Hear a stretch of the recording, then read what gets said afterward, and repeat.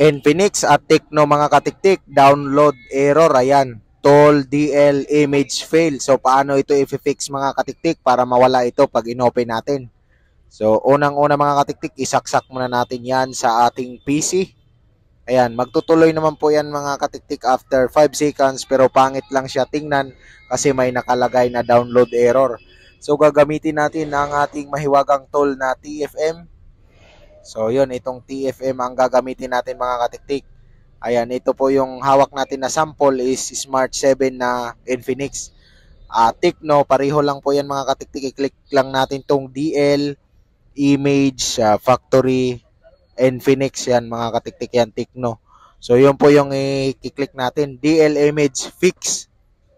So yan, nag-on ang ating phone at kailangan lang natin dito mga katiktik is i-turn off. So pag na-turn off yan mga katiktik, wala na po tayong pipindutin. Hintayin na lang natin na mag-detect sa ating tool. Ayan. So pag nag-detect yan, is okay na po yan. Mafi-fix na po yan mga katiktik.